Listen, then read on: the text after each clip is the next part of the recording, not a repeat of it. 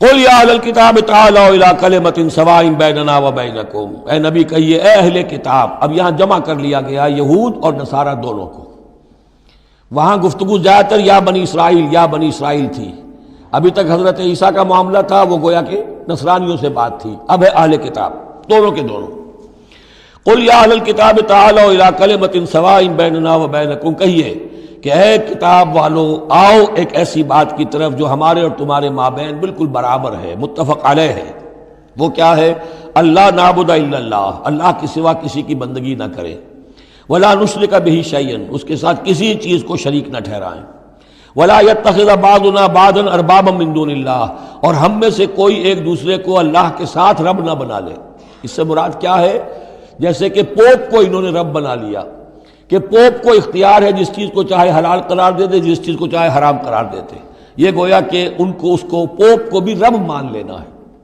چنانچہ یہ واقعہ ہے کہ مشہور جو سخی تھے حاتم طائی، ان کے بیٹے عدی ابن حاتم رضی اللہ تعالی عنہ، وہ ایمان لائے، عیسائی تھے پہلے، تو انہوں نے ایک مرتبہ حضور سے کہا کہ یہ قرآن یہ کہتا ہے کہ ہم نے اللہ کے سوا کسی اور کو رب بنا لیا، تو یہ بات کچھ سمجھ میں نہیں آئی، ہم نے تو کسی کو رب نہیں بنایا۔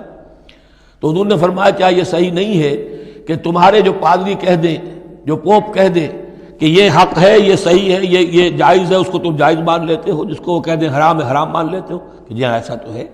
تو یہ حق جو ہے یہ صرف اللہ کا ہے، اور جو اس حق کو اختیار کرتا ہے وہ گویا رب ہونے کا دعویٰ کرتا ہے۔ اب یہ ساری قانون سازی جو شریعت کے خلاف کی جا رہی ہے، یہ خدائی کا دعویٰ ہے جو لوگ کر رہے ہیں بیٹھے ہوئے، اور ان ہاؤسز میں پہنچنے کے لیے جو بےتاب ہوتے ہیں اور اس کے لیے کروڑوں روپیہ خرچ کرتے ہیں، جہاں جا کر یا تو پہلے طے ہو جائے، یہاں کوئی قانون سازی کتاب و سنت کے منافی نہیں ہو سکتی، پھر جائیے، پھر وہاں پر جا کر قانون سازی کتاب و سنت کے دائرے کے اندر اندر کیجیے۔ لیکن جہاں یہ نہیں ہے تو وہ جو فرمایا یہاں پر نوٹ کر لیجئے، تعالوا الی کلمۃ سواء بیننا وبینکم الا نعبد الا اللہ ولا نشرک بہ شیئا ولا یتخذ بعضنا بعضا اربابا من دون اللہ فإن تولوا، پھر اگر وہ منہ موڑ لیں، فقولوا، اے مسلمانوں تم کہو، فقولوا اشہدوا بأننا مسلمون، اچھا بھائی آپ لوگ گواہ رہے ہم تو مسلمان ہیں، ہم نے تو اللہ کی اطاعت قبول کر لی، ہم ان تینوں باتوں پر قائم رہیں گے، آپ کو اگر پسند نہیں ہے تو آپ کی مرضی۔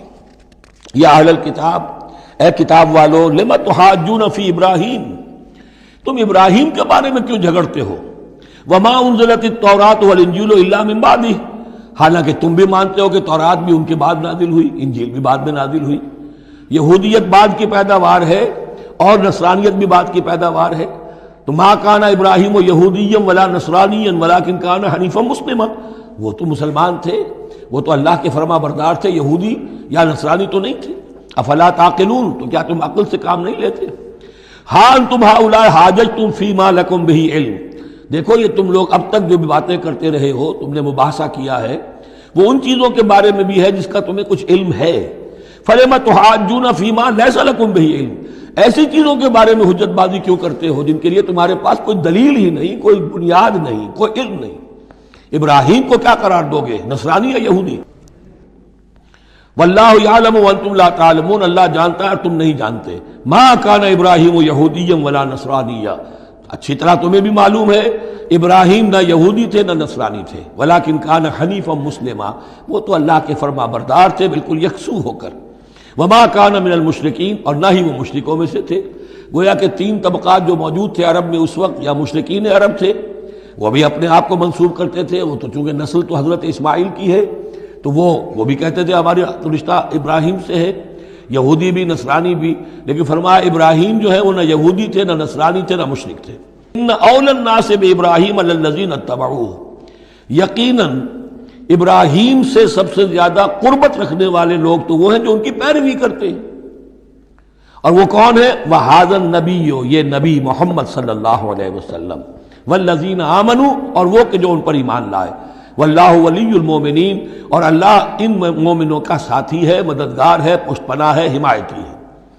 وَدَّت طَائِفَةٌ مِّنْ أَهْلِ الْكِتَابِ لَوْ يُضِلُّونَكُمْ وَمَا يُضِلُّونَ إِلَّا أَنفُسَهُمْ وَمَا يَشْعُرُونَ، اہل کتاب کا ایک گروہ جو ہے تلا ہوا ہے اس پر، آرزو مند ہے کہ اے مسلمانوں تمہیں کسی طریقے سے گمراہ کر دیں۔ لَوْ يُضِلُّونَكُمْ وَمَا يُضِلُّونَ إِلَّا أَنفُسَهُمْ، وہ نہیں گمراہ کر سکیں گے مگر اپنے آپ کو، وَمَا يَشْعُرُونَ، انہیں اس کا شعور نہیں ہے۔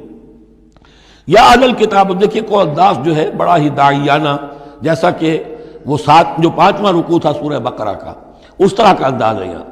یا اہل الکتاب لما تکفرون بآیات اللہ وانتم تشہدون، اے کتاب والو، اے اہل کتاب، کیوں تم اللہ تعالیٰ کی آیات کا انکار کرتے ہو جبکہ تم اس کے قائل ہو، پہچان چکے ہو، دل میں جان چکے ہو۔ یا اہل الکتاب لما تلبسون الحق بالباطل وتکتمون الحق وانتم تعلمون، اے اہل کتاب کیوں تم حق کے اوپر باطل کا ملمہ چڑھاتے ہو، کیوں حق کو چھپاتے ہو جانتے بوجھتے۔ یہ بھی اس 5ویں رکوع میں آیت موجود تھی، ولا تلبسوا الحق بالباطل وتکتموا الحق وانتم تعلمون۔ وقالت طائفۃ، اب ایک بڑی سازش کا ذکر ہو رہا ہے کہ جو انہوں نے کی تھی مسلمانوں کے خلاف اور محمد رسول اللہ کو ناکام بنانے کے لیے۔ اس سازش کا پس منظر کیا تھا کہ چونکہ صورتحال یہ آ چکی تھی دنیا کے سامنے کہ جو ایک مرتبہ دائرہ اسلام میں داخل ہو جاتا تھا، اب چاہے اسے مار دیں، اسے پیٹیں، اسے بھوکا رکھیں، اسے سزا دیں، جو بھی ٹارچر کریں، واپس نہیں آتا۔ تو دھاک بیٹھ گئی نا کہ اسلام کے اندر کوئی ایسی کشش ہے، اسلام کے اندر کوئی ایسی حقانیت ہے، کوئی ایسی مٹھاس ہے کہ ایک آدمی بڑی سے بڑی قربانی دینے کو تیار ہے، ایک دفعہ اسلام قبول کرنے کے بعد اسلام کو سے دستبردار ہونے کو تیار نہیں۔ یہ جو ساکھ بن گئی تھی، اس کو توڑنے کا ذریعہ سوچا انہوں نے کہ ایسا کرو، صبح کے وقت اعلان کرو کہ ہم ایمان لے آئے، سارا دن محمد کی صحبت میں رہو صلی اللہ علیہ وسلم، شام کو کہہ دو جی دیکھ لیا ہم نے، کچھ نہیں ہے یہاں، یہ دور کے ڈھول سہانے ہیں، ہم تو اپنے ہی کفر میں جا رہے ہیں، اپنے ہی راستے پہ جا رہے ہیں۔ اب اس سے یقیناً کچھ لوگ سمجھیں گے کہ انہوں نے سازش کی ہوگی، کچھ لوگ سمجھیں گے کہ بھائی بڑے متقی لوگ تھے، بڑے خشوع و خضوع کے ساتھ آئے تھے، بڑے اعلان کے ساتھ، شان کے ساتھ انہوں نے کلمہ کہا تھا اور ایمان قبول کیا تھا، پھر دیکھو سارے دن حضور کی محفل میں بیٹھے رہے ہیں، کچھ نہ کچھ تو دیکھا ہی ہوگا نا آخر، ایسے کیسے یہ لوگ چلے گئے۔ عام لوگوں کے دلوں میں وسوسہ اندازی جو ہے اس سے کرنا بہت آسان کام ہے، وہ سازش تھی جو بنائی، اور اسی کا اصل میں تعلق ہے قتل مرتد کی سزا۔ اسلامی ریاست میں اس سازش کا راستہ روکنے کے لیے یہ سزا تجویز کی گئی ہے کہ جو شخص ایمان لے آئے پھر کفر میں جائے گا تو قتل کر دیا جائے گا، کیونکہ اسلامی ریاست کی بنیاد ہے، آئیڈیولوجیکل ریاست ہے یہ، ایمان اور اسلامی تو اس کی بنیاد ہے، اس کی جڑوں کو کھودنے والی جو چیز ہو سکتی ہے اس کی تو پوری جو ہے اس کی بندش اور اس کا سد باب ہونا چاہیے۔ وقالت طائفۃ من اہل الکتاب آمنوا بالذی انزل علی الذین آمنوا وجہ النہار، اور اہل کتاب کے گروہ نے یہ طے کیا ایمان لاؤ اس چیز پر جو نازل کی گئی ہے ان اہل ایمان پر صبح کے وقت، دن چڑھے، وَاکْفُرُوا آخِرَہُ، اور کفر کر دو، اعلان کفر کر دو دن کے آخر میں، لعلہم یرجعون، شاید ان میں سے بھی کچھ لوٹ آئیں، اندر سے جا کے کچھ لوگوں کو تو گھسیٹ لائیں گے ہم کہ وہ جو ہے وہ بھی اسلام کو چھوڑ دیں، وہ مشتبہ ہو جائے معاملہ، ان پر وسوسہ پیدا ہو جائے۔ وَلَا تُؤْمِنُوا إِلَّا لِمَنْ تَبِعَ دِينَكُمْ، اور دیکھو ہرگز ایمان نہ لانا مگر اسی چیز پر کہ جو تمہارے دین کی پیروی کرے، ماننی اسی کی بات ہے۔ یعنی خطرہ بھی تھا کہ 4-6 اگر ہم جا کر حضور کے پاس اگر چند گھنٹے گزاریں گے تو کہیں ایسا نہ ہو کہ ہم میں سے کوئی واقعی پھر اس کا دل کھل جائے، طے کر کے گئے دیکھو ایمان نہیں لانا ہے ہم نے، وَلَا تُؤْمِنُوا إِلَّا لِمَنْ تَبِعَ دِينَكُمْ، اس پر ایمان نہیں لانا ہے ہم نے، لیکن صرف اعلان کرنا ایمان کا۔ یہ ہے مثال قرآن مجید میں شعوری نفاق، یعنی جو وقت انہوں نے گزارا ہے یہ ہے تو اسلام کا، قانوناً تو مسلمان ہیں، اگر اس دوران میں ان میں سے کوئی مر جاتا تو اس کی نماز جنازہ پڑھی جاتی، لیکن انہیں معلوم تھا کہ ہم مسلمان نہیں ہیں، جبکہ ایک وہ غیر شعوری نفاق ہے کہ اندر ایمان ختم ہو چکا ہے لیکن انسان سمجھتا ہے میں تو مومن ہوں، حالانکہ اس کا کردار وہ جو ہے منافقانہ ہے، اس کا عمل منافقانہ ہے، اور اس کے اندر سے ایمان کی پونجی جو ہے جیسے کہ دیمک کسی کڑی کو کھا جائے تو شیطین کو چٹ کر چکی ہے دیمک، لیکن یہ کہ بہرحال اوپر ایک پردہ پڑا ہوا ہے، وہ ہے غیر شعوری نفاق اور یہ ہے شعوری نفاق۔ قل ان الہدی ھدی اللہ، اے نبی ان سے کہہ دیجئے دیکھو اصل ہدایت تو اللہ کی ہدایت ہے، ان یؤتی احد، اب یہاں پر پھر ان کا قول آ رہا ہے کہ دیکھو ایمان نہ لانا، ان یؤتی احد مثل ما اوتیتم، مبادا کسی کو وہ شے دے دی جائے جو تمہیں دی گئی تھی۔ یہ رسالت، یہ مذہبی پیشوائی، یہ تو ہماری میراث تھی، ہم اگر انہیں مان لیں گے تو وہ چیز ہم سے ان کو منتقل ہو جائے گی، لہذا ماننا تو نہیں ہے، لیکن یہ کہ ان کی بہرحال کسی طریقے سے ہوا اکھیڑنے کے لیے ہمیں یہ کام کرنا ہے۔ اور یحاجوکم عند ربکم، یا تمہارے خلاف حجت قائم کریں اللہ کے نزدیک، قل ان الفضل بید اللہ، کہہ دیجئے ان سے کہ فضل کل کا کل اللہ کے ہاتھ میں ہے، یؤتی ہے من یشاء، وہ جس کو چاہتا ہے دیتا ہے۔ اس نے 2000 برس تک ایک منصب پر تمہیں فائز رکھا، اب جو ہے تم اس منصب کے نااہل ثابت ہو چکے ہو، تمہیں معزول کر دیا گیا، اور اب ایک نئی امت ہم نے بنائی ہے اور اس کو اس مقام پر نصب کر دیا ہے، انسٹالیشن ہو چکی ہے۔ واللہ ذو الفضل العظیم، قل ان الفضل بید اللہ یؤتیہ من یشاء واللہ واسع علیم، اللہ بہت وسعت والا اور جاننے والا ہے۔ یختص برحمتہ من یشاء، وہ مختص کر لیتا ہے اپنی رحمت کے لیے جس کو چاہتا ہے۔ واللہ ذو الفضل العظیم، اللہ بڑے فضل کا مالک ہے۔ ومن اہل الکتاب، اب یہاں ایک اور نقطہ سمجھ لیجئے کہ برے سے برے گروہ کے اندر بھی کہیں نہ کہیں کوئی افراد اچھے بھی ہوتے ہیں۔ داعی کے لیے یہ ضروری ہے کہ ان کو بھی مینشن کرتا رہے کہ ان میں اچھے لوگ بھی ہیں، تاکہ وہ جو لوگ ہیں ان کے دلوں کے اندر نرمی پیدا ہو۔ اسی طرح برے سے برے آدمی میں کوئی اچھائی بھی ہے، آپ اگر اسے دعوت دے رہے ہیں حق کی طرف، اس میں جو اچھائی ہے اس کو مانیے، تاکہ اسے معلوم ہو کہ اسے مجھ سے قد نہیں ہے، دشمنی نہیں ہے، جو میری بات واقعی اچھی ہے اس کو تو یہ تسلیم کر رہا ہے، لیکن جو بات غلط ہے اس کو رد کر رہا ہے۔ تو یہ دعوت کا اور تبلیغ کا بہت اہم حصہ ہے۔ اگر آپ ٹوٹلی نگیٹ کر دیں گے تو وہ بھی کہے گا کہ یہ بھی اندھا بہرا ہے تو میں بھی اندھا بہرا رہوں، یہ میری اچھائی کو بھی نہیں دیکھ سکتا، صرف میری برائی نظر آ رہی ہے۔ اور اگر وہ سمجھے کہ میری برائی کی بھی صحیح نشاندہی کر رہا ہے، جو میری اچھائی ہے اس کو بھی مان رہا ہے، تو اس کا دل کھلے گا، وہ آپ کی بات سنے گا۔ وَمِنْ أَهْلِ الْكِتَابِ مَنْ إِنْ تَأْمَنْهُ بِقِنْطَارٍ، اہل کتاب میں سے ایسے بھی ہیں کہ اگر ان کے پاس تم امانت رکھوا دو ڈھیروں مال، یؤدِّهِ إِلَيْكَ، وہ تمہیں پورا پورا واپس کر دے گے۔ امانت دار ان میں موجود ہیں۔ وَمِنْهُمْ، اور ان میں سے ایسے بھی ہیں، مَنْ إِنْ تَأْمَنْهُ بِدِينَارٍ، ان کے پاس اگر 1 دینار بھی امانت رکھوا دو، لَا يُؤَدِّهِ إِلَيْكَ، وہ تمہیں واپس نہیں کرے گا، ادا نہیں کرے گا تمہیں، الا ما دمت علیہ قائما، الا یہ کہ تم اس کے سر کے اوپر کھڑے ہو جاؤ، مسلط ہو جاؤ، تب تو دے دے گا، ورنہ نہیں دے گا۔ اچھا، یہ ہے ان کے اکثر کا کردار، لیکن جو بھی تھوڑے بہت تھے ان میں، ان کی اچھائی کا بھی ذکر کر دیا۔ اور بالفعل اس قسم کے کردار کے لوگ جو ہیں وہ عیسائیوں میں تھے، یہودیوں میں تو نہ ہونے کے برابر تھے، لیکن اہل کتاب کا مسئلہ ہو رہا ہے تو اس میں یہ دونوں گروپ موجود ہیں۔ ذالک بانہم، اور یہودیوں میں یہ کردار کیوں آ گیا ہے، کیوں بے ایمانی خیانت کیوں آ گئی؟ ذالک بانہم قالوا لیس علینا فی الامیین سبیل، یہ اس لیے کہ انہوں نے یہ عقیدہ گھڑ لیا ہے کہ ان امیین کے بارے میں ہم پر کوئی ملامت نہیں ہے۔ یہ اچھی طرح سمجھ لیجئے، یہودیوں کا یہ عقیدہ تورات میں نہیں ہے، لیکن اصل جو کتاب ہے ان کی مذہبی وہ تورات نہیں ہے، تالمود ہے۔ یوں سمجھیے کہ تورات تو ہے ام الکتاب ان کی جو بھی ہے، لیکن جو ان کا ساری شریعت ہے، جو ان کے ضوابط ہیں، قوانین ہیں، قواعد ہیں، عبادات کی تفاصیل ہیں، وہ سب ہیں تالمود میں۔ اور تالمود میں یہ بات موجود ہے کہ یہودی کے لیے یہودی سے جھوٹ بولنا حرام، غیر یہودی سے جیسے چاہو جھوٹ بولو۔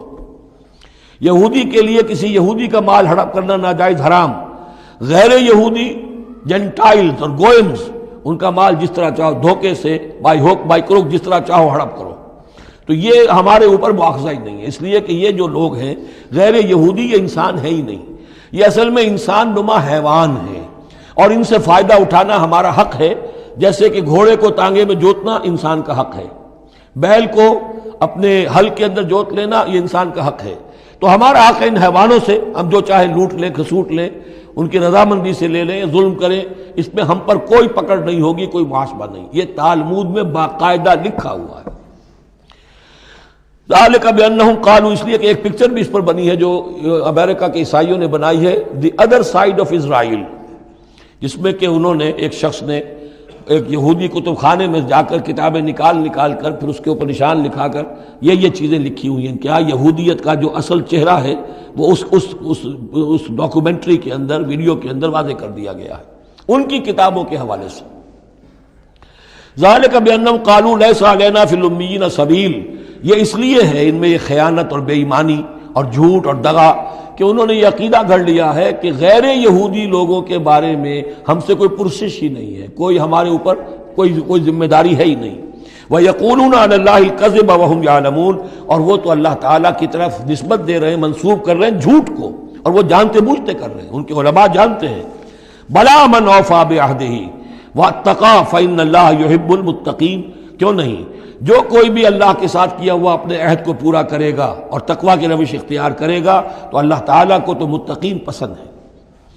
ان الذین یشترون بعہد اللہ وایمانہم ثمنا قلیلا، یقیناً وہ لوگ کہ جو اللہ تعالیٰ سے جو عہد انہوں نے کیا تھا اسے فروخت کرتے ہیں اور اپنی قسموں کو فروخت کرتے ہیں حقیر سی قیمت پر۔ جب دیکھتے ہیں کہ ہماری بات لوگ جو کچھ شک کر رہے ہیں، اچھا جی ہم خدا کی قسم کھا کر کہتے ہیں کہ ایسا ہے، اب یہ جھوٹی قسمیں۔ ثمنا قلیلا اولئک لا خلاق لهم فی الآخرہ، یہ وہ لوگ ہیں کہ جن کے لیے کوئی حصہ نہیں ہے آخرت میں۔ ولا یکلمہم اللہ، نہ اللہ ان سے کلام کرے گا۔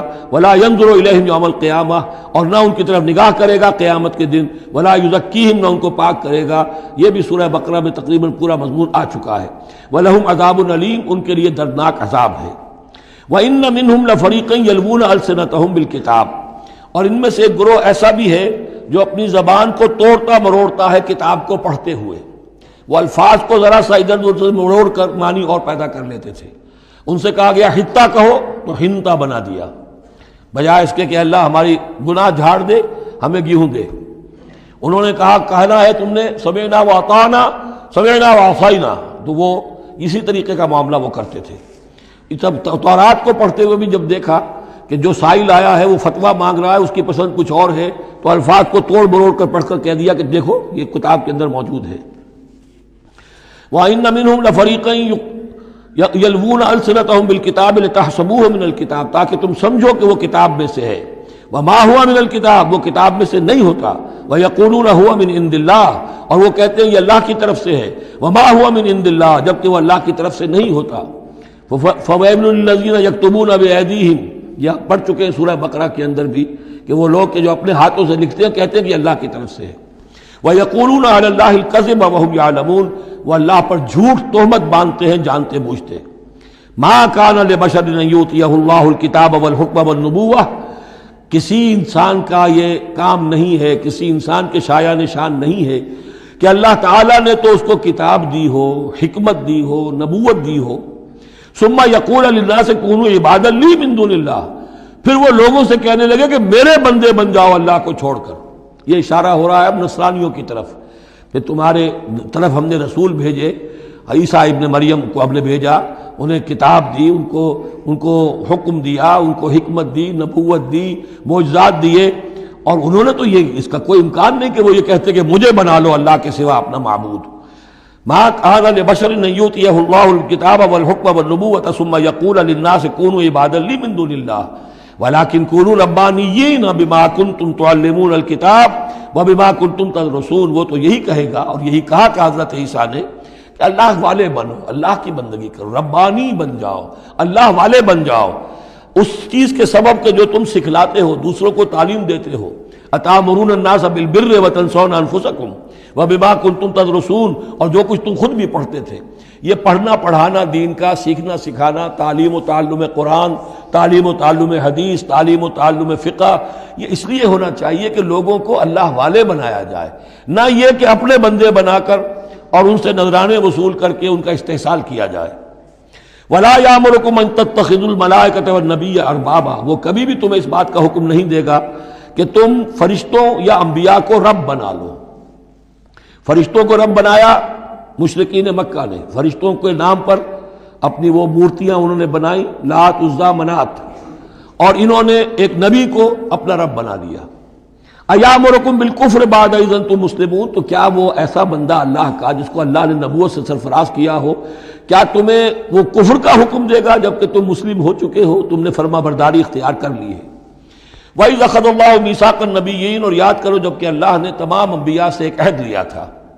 لَمَا آتَيْتُكُم مِّن كِتَابٍ وَحِكْمَةٍ، جب بھی میں تمہیں دوں گا کتاب اپنی اور حکمت، ثُمَّ جَاءَكُمْ رَسُولٌ، پھر تمہارے پاس آئے کوئی اور رسول، نیا رسول، مُصَدِّقٌ لِّمَا مَعَكُمْ، جو کہ تمہارے ساتھ جو کچھ ہے اس کی تصدیق کرتے ہوئے آئے، لَتُؤْمِنُنَّ بِهِ وَلَتَنصُرُنَّهُ، تو تمہیں لازماً اس پر ایمان لانا ہوگا اور اس کی مدد کرنی ہوگی، کیونکہ انبیاء کا ایک سلسلہ چل رہا تھا۔ ہر نبی جو ہے آئندہ کی پیشن گوئی کر کے گیا ہے، اور یہ بھی ختم نبوت کے بارے میں بہت بڑی دلیل ہے کہ ایسی کسی شے کا ذکر قرآن میں یا حدیث میں نہیں ہے، بلکہ اس کے برعکس ہے کہ نبوت مجھ پر ختم ہو گئی ہے، ورنہ اس سے پہلے تمام انبیاء حضرت مسیح حضور کی بشارت دے کر گئے تمام انبیاء کی کتابوں میں بشارتیں موجود ہیں. اگر آپ انجیل پڑھیں برنباس کی تو اس میں تو کوئی صفحہ خالی نہیں ہے جس میں کہ حضور کی بشارت نہ ہو اور حضور کے بارے میں خوشخبری نہ ہو، لیکن یہ کہ وہ باقی انجیلوں میں سے نکال دیا گیا. قال اقررتم واخذتم علی ذلکم اسری، اللہ نے فرمایا تم نے اقرار کر لیا اے نبیوں. اب یہ کہاں کیا گیا؟ یہ عالم ارواح میں. تمام نبی ایک دفعہ تو جمع نہیں ہو سکتے تھے، عالم ارواح میں یہ عہد لیا گیا ہے. تم نے اس کو قبول کیا اور اس پر میری ذمہ داری قبول کر لی. قالوا اقررنا، جیسے ہم سب کے سب کہہ کے آئے تھے الست بربکم قالوا بلا، ایسے ہی جنہیں نبوت سے سرفراز ہونا تھا ان کی ارواح سے یہ اضافی جو ہے عہد لیا کہ اگر میں تمہیں نبی بنا کر بھیجوں گا، تمہارے بعد جو نبی آئے گا پھر تمہیں اپنے لوگوں کو یہ کہہ کر جانا ہے کہ بعد میں آنے والے کی مدد کرنا اور اس کی نصرت کرنا، اس پر ایمان لانا. قال فاشهدوا وانا معكم من الشاهدين، تو اللہ نے کہا تو اچھا تم بھی گواہ رہو اور میں بھی گواہ ہوں. فمن تولى بعد ذلك، تو جس نے بھی منہ موڑ لیا اس کے بعد، فاولئک هم الفاسقون، تو یقیناً وہی ہے سرکش لاہنجار. افغیر دین اللہ یبغون، تو کیا یہ اللہ کے دین کے سوا کوئی اور دین چاہتے ہیں؟ وَلَهُ أَسْلَمَ مَنْ فِي السَّمَاوَاتِ وَالْأَرْضِ طَوْعًا وَكَرْهًا وَإِلَيْهِ يُرْجَعُونَ، جبکہ آسمانوں اور زمین میں جو کچھ ہے اللہ کے سامنے سر تسلیم خم کیے ہوئے ہے، چاہے خوشی سے اور چاہے مجبوراً، اور اسی کی طرف ان سب کو لوٹا دیا جائے گا. قُلْ آمَنَّا بِاللَّهِ، یہ دیکھیے 16ویں رکوع کی سورہ بقرہ کی آیات جو ہیں تقریباً تھوڑے سے لفظی فرق کے ساتھ. کہیے آمنا باللہ، ہم ایمان لائے اللہ پر، وما انزل علینا، جو نازل کیا گیا ہم پر، وما انزل علی ابراہیم و اسماعیل و اسحاق و یعقوب والاسباط، اور جو کچھ نازل کیا گیا ابراہیم پر، اسماعیل پر، اسحاق پر اور یعقوب پر اور ان کی اولاد پر. وما اوتی موسیٰ و عیسیٰ والنبیون من ربہم، جو بھی موسیٰ کو دیا گیا، عیسیٰ کو دیا گیا، تمام انبیاء کو دیا گیا ان کے رب کی طرف سے. لا نفرق بین احد منہم ونحن لہ مسلمون، ہم ان میں سے کسی ایک کے مابین بھی کوئی تفریق نہیں کرتے اور ہم تو اللہ کے فرما بردار ہیں. وَمَن يَبْتَغِ غَيْرَ الْإِسْلَامِ دِينًا فَلَن يُقْبَلَ مِنْهُ، جو کوئی اس اسلام کے سوا کوئی دین اختیار کرے گا اللہ اسے اس کی جانب سے قبول نہیں کرے گا. وَهُوَ فِي الْآخِرَةِ مِنَ الْخَاسِرِينَ، اور آخرت میں وہ پھر خسارے پانے والوں میں سے ہو کر رہے گا. كَيْفَ يَهْدِي اللَّهُ قَوْمًا كَفَرُوا بَعْدَ إِيمَانِهِمْ، کیسے ہدایت دے گا اللہ ان لوگوں کو جو ایمان کے بعد کافر ہو گئے. اس کا کیا مطلب ہے؟ یعنی ان کے دل ایمان لے آئے تھے، مان لیا تھا، حقیقت منکشف ہو گئی تھی. جیسے سورۃ النمل میں ہم پڑھیں گے وَجَحَدُوا بِهَا وَاسْتَيْقَنَتْهَا أَنفُسُهُمْ ظُلْمًا وَعُلُوًّا، انہوں نے انکار تو کیا لیکن ان کی جی نے، دل نے ان کے یقین کر لیا تھا کہ بات صحیح ہے. دل اقراری ہے، زبان انکاری ہے. زبان انکاری کیوں ہے؟ ظلمًا وعلوا، حق تلفی کرنے کے لیے اور اپنی سربلندی کے لیے، اپنی چودراہٹ کے لیے. بغیم بینہم، ورنہ دل ان کے ایمان لا چکے تھے. تو کیف یہدی اللہ قوما کفروا بعد ایمانہم، کہ جب حق منکشف ہو گیا، دل نے گواہی دے دی کہ حق ہے، پھر بھی کفر کیا. وشہدوا ان الرسول حق، اور انہوں نے گواہی دی کہ رسول حق ہے.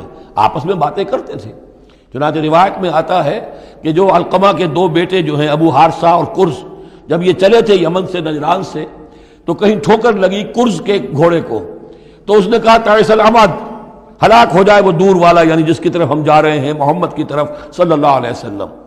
اس پر بڑے بھائی نے کہا، ابو حارثہ نے، تعیست امک، تیری ماں ہلاک ہو جائے. اس نے کہا کیوں؟ میں نے تو محمد کو کہا تھا جو کچھ کہا تھا، تمہیں کیوں اس طرح برا لگا؟ انہوں نے کہا تمہیں معلوم نہیں ہے وہ وہی نبی ہیں، ہم پوری طرح جان چکے ہیں وہ وہی نبی ہیں، ان کی شان میں گستاخی نہیں کریں گے، پکڑے جائیں گے ہم. وہ نبی ہیں اور وہی ہیں جن کے ہم منتظر تھے. انہوں نے کہا پھر مانتے کیوں نہیں؟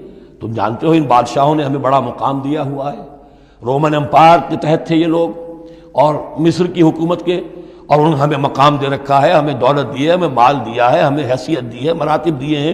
اگر ہم نے محمد کو مان لیا تو سب چھن جائیں گے.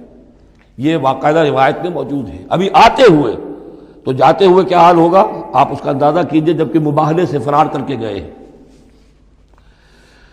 وَشَهِدُوا أَنَّ الرَّسُولَ حَقٌّ، وہ گواہی دے چکے ہیں کہ رسول حق پر ہیں اور حق ہیں. وَجَاءَهُمُ الْبَيِّنَاتُ، اور ان کے پاس کھلی کھلی نشانیاں آ چکی ہیں. وَاللَّهُ لَا يَهْدِي الْقَوْمَ الظَّالِمِينَ، اللہ ایسے ظالموں کو ہدایت نہیں دیتا. أُولَٰئِكَ جَزَاؤُهُمْ أَنَّ عَلَيْهِمْ لَعْنَةَ اللَّهِ وَالْمَلَائِكَةِ وَالنَّاسِ أَجْمَعِينَ، یہ تو وہی لوگ ہیں کہ جن کا بدلہ یہ ہے کہ ان پر اللہ کی بھی لعنت ہے، فرشتوں کی بھی اور تمام انسانوں کی بھی. یہ الفاظ بھی سورہ بقرہ میں آ چکے ہیں۔ خالدین فیہا، وہ اسی لعنت میں رہیں گے۔ لا یخفف عنہم العذاب، ان کے عذاب میں کوئی تخفیف نہیں کی جائے گی۔ ولا ہم ینظرون، نہ انہیں کوئی مہلت ملے گی۔ الا الذین تابوا من بعد ذلک، ہاں ابھی دروازہ کھلا ہے توبہ کا، سوائے ان کے کہ جو اس کے بعد توبہ کر لیں، واصلحوا، اور اصلاح کر لیں اپنی یا نیک عمل کریں۔ فإن اللہ غفور الرحیم، تو ابھی توبہ کا دروازہ بند نہیں ہے، یقیناً اللہ غفور الرحیم ہے۔ ان الذین کفروا بعد ایمانہم ثم ازدادوا کفرا لن تقبل توبتہم، جو لوگ جنہوں نے کفر کیا اپنے ایمان کے بعد، حق کو پہچان لینے کے بعد، چاہے زبان سے مانا ہو یا نہ مانا ہو، پھر اگر وہ کفر کرتے ہیں یا ماننے کے بعد زبان سے مرتد ہو جاتے ہیں، ثم ازدادوا کفرا، پھر وہ اپنے کفر میں بڑھتے چلے گئے، لن تقبل توبتہم، ان کی توبہ کبھی قبول نہیں ہوگی۔ واولئک هم الضالون، اور وہ تو یقیناً گمراہوں میں سے ہیں۔ ان الذین کفروا وماتوا وهم کفار، یقیناً وہ لوگ کہ جنہوں نے کفر کیا اور فوت ہو گئے، مر گئے اسی حال میں کہ وہ کافر تھے، فلن يقبل من احدهم ملء الارض ذهبا ولو افتدى به، تو ان میں سے کسی ایک سے زمین کی مقدار کے مطابق سونا بھی فدیے میں قبول نہیں کیا جائے گا اگر وہ پیش کر سکے۔ اب ظاہر بات ہے یہ محال ہے، ناممکن ہے، لیکن یہ کہ بات سمجھانے کے لیے کہ وہاں پر کوئی فدیہ نہیں ہے، زمین کے حجم کے برابر بھی سونا دے کر اور کوئی چھٹنا چاہے گا تو نہیں چھوٹے گا۔ یہ وہی بات ہے، واتقوا یوما لا تجزی نفس عن نفس شیئا ولا يقبل منها شفاعۃ ولا یؤخذ منها عدل، کوئی فدیہ نہیں لیا جائے گا، ولا هم ینصرون، نہ ان کی مدد ہوگی۔ اولئک لهم عذاب علیم، یہ وہ لوگ ہیں کہ جن کے لیے ہے دردناک عذاب، وما لهم من ناصرین، اور نہیں ہوں گے ان کے لیے مدد کرنے والے۔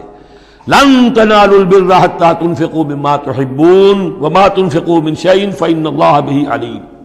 اس آیت کا حوالہ میں دے چکا ہوں آیا بر کے ضمن میں کہ یہ جو نیکی ہے، مظاہر نیکی میں سے، عملی نیکی میں سب سے بڑی، سب سے پہلی، سب سے مقدم انسانی ہمدردی، اور انسانی ہمدردی میں اپنا مال خرچ کر سکنا، اور مال بھی وہ کہ جو محبوب ہو، ردی ہو، دل سے اتر گیا ہو، بوسیدہ ہو گیا ہو، وہ کسی کو دے کر اور سمجھا جائے کہ حاتم طائی کی قبر پر لات مار دی میں نے، تو وہ حماقت ہے اپنی جگہ پر۔ لن تنالوا البر حتى تنفقوا مما تحبون، تم ہرگز نہیں پہنچ سکو گے نیکی کے مقام کو جب تک کہ خرچ نہ کرو اس میں سے جو تمہیں پسند ہے۔ وما تنفقوا من شيء فإن الله به علیم، اور جو کچھ بھی تم خرچ کرو گے اللہ کو اس کا علم ہے۔ کل طعام كان حلا لبني اسرائیل الا ما حرم اسرائیل على نفسه من قبل ان تنزل التوراة۔ یہ بھی ایک جھگڑا تھا، یہودی کرتے تھے کہ ان کی شریعت میں اونٹ کا گوشت حرام تھا، حضور نے آ کر جو حرام چیزوں کا اعلان کیا اس میں اونٹ کا گوشت حرام نہیں ہے۔ ان کا اگر شریعت یہ وہی ہے، اگر شریعت موسوی ہے تو یہ تغیر کیسے ہو گیا؟ اس کی حقیقت بتائی ہے کہ تورات کے نزول سے قبل حضرت یعقوب علیہ السلام کو ذاتی جیسے بات ہوتی ہے کہ شاید ناپسند ہے، انہوں نے اونٹ کا گوشت اپنے اوپر حرام کر لیا تھا، جیسے حضور نے اپنی 2 ازواج مطہرات کی دلجوئی کے لیے بعض چیزیں جو حلال تھیں ان کی قسم کھا لی۔ یا ایھا النبی لما تحرم ما احل اللہ لک تبتغی مرضات ازواجک، یہ چیز ان کے ہاں روایت کے طور پر چلی آ رہی تھی، تو اللہ نے فرمایا لاؤ تورات اور دکھاؤ کہاں لکھا ہوا۔ تورات کے نزول سے پہلے یہ شکل حضرت یعقوب علیہ السلام کی تھی، اس کی تم پیروی کر رہے ہو۔ تو کھانے پینے کی وہ چیزیں جو اسلام نے حلال کی ہیں، کل الطعام کان حلا لبنی اسرائیل، وہ بنی اسرائیل کے لیے بھی حلال تھی، الا ما حرم اسرائیل علی نفسہ، سوائے ان چیزوں کے کہ جنہیں حرام ٹھہرا لیا تھا اسرائیل، اسرائیل سے مراد حضرت یعقوب اللہ کے بندے عبداللہ، علی نفسہ ہی، اپنی جان پر، من قبل ان تنزل التوراۃ، اس سے پہلے کہ تورات نازل ہو۔ اس لیے کہ یہ تو 300-400-500 سال کا فصل ہے حضرت یعقوب میں اور نزول تورات میں۔ قل فاتوا بالتوراۃ فاتلوها، اے نبی ان سے کہیے تم جو اعتراض ہم پر کر رہے ہو تو لاؤ تورات اور پڑھو اور دکھاؤ، ان کنتم صادقین، اگر تم سچے ہو۔ شریعت تورات کے اندر کہیں بھی اونٹ کے گوشت کی حرمت نہیں ہے۔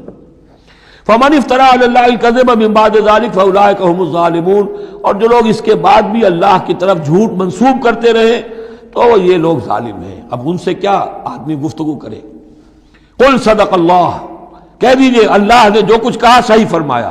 فاتبعوا ملت ابراہیم حنیفا، بس پیروی کرو ملت ابراہیم کی جو یکسو تھے یا یکسو ہو کر، یہ حنیفہ کا لفظ دونوں طرف جا سکتا ہے، ابراہیم کی صفت یا حال حنیفہ، اور یہ اتباع کا حال بھی ہو سکتا ہے۔ فاتبعوا ملت ابراہیم حنیفا، یکسو ہو کر، بعد کی تمام تقسیمات سے بلندتر ہو کر جو ابراہیم کا طریقہ ہے اس کی پیروی کرو۔ وما کان من المشرکین، اور مشرکین میں سے نہیں تھے۔ ان اول بیت وضع للناس للذی بمکہ، یقیناً پہلا گھر جو لوگوں کے لیے بنایا گیا اللہ کی عبادت کے لیے وہ وہی ہے جو بکہ میں ہے۔ بکہ اور مکہ یہ دو در حقیقت ایک ہی لفظ کے لیے دو پروننسیشن سے۔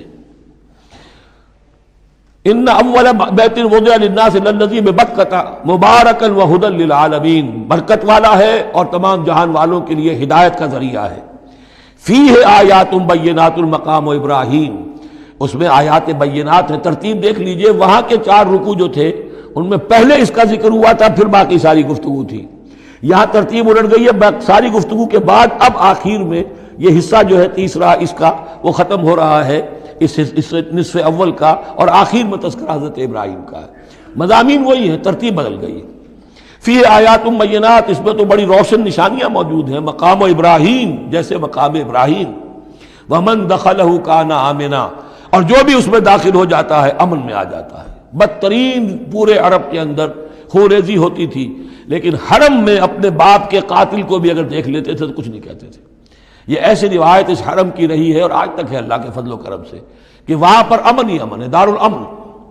من دخلہ کان آمنا وَلِلَّهِ عَلَى النَّاسِ حِجُّ الْبَيْتِ مَنِ اسْتَطَاعَ إِلَيْهِ سَبِيلًا، اور للہ علی الناس، اب لام اور علی کو یہاں نوٹ کر لیجئے، اللہ کا حق ہے لوگوں پر کہ وہ حج کرے اس کے گھر کا، جو بھی استطاعت رکھتا ہو اس کے سفر کی۔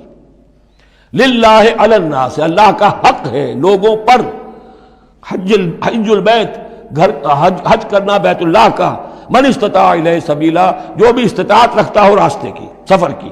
ومن کفرا، اب یہاں کفرا کے معنی کیا ہوں گے؟ جو استطاعت کے باوجود حج نہیں کرتا وہ گویا کہ کفر کرتا ہے۔ ومن کفر فإن اللہ غنی عن العالمین، تو وہ اللہ تو غنی ہے تمام جہانوں سے۔ قل یا اہل الکتاب لم تکفرون بآیات اللہ، اب آخری یہ آیات ہیں، بڑا ہی انداز جو ہے جھنجھوڑنے کا، اور جیسے کہ پیئرسنگ آئیز کے ساتھ دیکھ کر کسی سے بات کی جائے اور اس کے یعنی نگاہیں گاڑ کر اس پر۔ قل یا اہل الکتاب لم تکفرون بآیات اللہ، کیوں اللہ کی آیات کا انکار کر رہے ہو؟ واللہ شہید علی ما تعملون، اور جبکہ جو کچھ تم کر رہے ہو اللہ اسے دیکھ رہا ہے۔ قل یا اہل الکتاب لم تصدون عن سبیل اللہ، کہہ دیجئے ہے کتاب والو کیوں روکتے ہو اور روکتے ہو۔ صدہ یا سدو دونوں معنی دیتا ہے، لازم بھی متعدی بھی، خود رک جانا دوسروں کو روکنا۔ کیوں رکتے ہو اور روکتے ہو اللہ کے راستے سے؟ من آمنا، جو ایمان لے آتا ہے، تبغونہا عوجا، تم اس کے لیے ٹیڑھ تلاش کرتے ہو، سازشیں کرتے ہو کہ صبح کو ایمان لاؤ اور شام کو کافر ہو جاؤ، تاکہ یہ ایمان والے جو ہیں ان کے دل میں بھی وسوسے اور دغدغے پیدا ہو جائیں۔ من آمن تبغونہا عوجا، تم چاہتے ہو کہ وہ بھی کج راستہ اختیار کر لے، وانتم شہداء، اور تم خود جانتے ہو جو کچھ کر رہے ہو۔ وما اللہ بغافل عما تعملون، اور اللہ غافل نہیں اس سے جو تم کر رہے ہو۔ لیکن ان تمام سازشوں کے جواب میں اہل ایمان سے کہا گیا، یا ایھا الذین آمنوا ان تطیعوا فریقا من الذین اوتوا الکتاب یردوکم بعد ایمانکم کافرین، اے وہ لوگوں جو ایمان لائے ہو، اگر ان اہل کتاب کے ان کسی گروہ کی تم پیروی کرو گے تو یہ تمہیں لازماً لوٹا کر لے جائیں گے تمہارے ایمان کے بعد، پھر تمہیں کفر کی حالت میں لے جائیں گے۔ وَكَيْفَ تَكْفُرُونَ، اور سوچو تو صحیح کیسے کفر کرو گے، کیسے اس راستے پر جاؤ گے۔ وَأَنْتُمْ تُتْلَىٰ عَلَيْكُمْ آیَاتُ اللَّهِ، جبکہ تم پر اللہ کی آیات پڑھ کر سنائی جا رہی ہیں۔ وَفِيكُمْ رَسُولُهُ، اور تمہارے اندر اس کا رسول موجود ہے بنفس نفیس۔ اس سے آپ اندازہ کیجئے کہ علماء یہود کا کتنا اثر تھا۔ اوس اور خزرج کے لوگ بڑے مرعوب تھے، چونکہ یہ ان پڑھ لوگ تھے، کوئی کتاب نہیں، کوئی شریعت نہیں، کوئی قانون نہیں۔ یہ لوگ صاحب کتاب تھے، صاحب شریعت تھے، ان کے ہاں علماء تھے، تو مرعوب تھے۔ لہذا یہاں جو اوس اور خزرج کے لوگ اسلام لے آئے تھے ان کے بارے میں اندیشہ ہوتا تھا کہ کہیں ان ساری ریشہ دوانیوں کا شکار نہ ہو جائیں۔ وَكَيْفَ تَكْفُرُونَ وَأَنْتُمْ تُتْلَىٰ عَلَيْكُمْ آیَاتُ اللَّهِ وَفِيكُمْ رَسُولُهُ، کیسے کفر کرو گے تم جبکہ تمہیں اللہ کی آیات پڑھ کر سنائی جا رہی ہیں اور اللہ کے رسول تم میں موجود ہیں۔ وَمَن يَعْتَصِم بِاللَّهِ فَقَدْ هُدِيَ إِلَىٰ صِرَاطٍ مُسْتَقِيمٍ، اور جو اللہ سے چمٹ جائے اس کی ہدایت ہو گئی ہے صراط مستقیم کی طرف۔ جو اللہ کی پناہ میں آ جائے، جیسے بچہ اگر اسے خطرہ محسوس ہو، شیرخوار بچہ دوڑ کر آ کے ماں سے چمٹ جائے گا۔ اب وہ یہ سمجھے گا میں قلعے میں آ گیا ہوں، اب مجھے کوئی کچھ نہیں کہہ سکتا، میں اپنی ماں کی گود میں آ گیا، ماں سے چمٹ گیا۔ اسے کیا پتا کہ کوئی درندہ صفت انسان اسے کھینچے ماں کی گود سے، اچھالے اور کسی بلم کے اوپر کسی نیزے کی انی کے اندر پرو لے۔ ایک بچہ یہ سمجھتا ہے کہ میں ماں کے پاس آ گیا تو بس میں اب پناہ میں ہوں۔ ایسے ہی من یعتصم باللہ، جو اللہ کی پناہ میں آ گیا، فقد ہدی الی صراط مستقیم، اس کی ہدایت تو ہو گئی سیدھی راہ کی طرف۔ اللہم ربنا اجعلنا منہم، اللہم ربنا اجعلنا منہم، آمین یا رب العالمین۔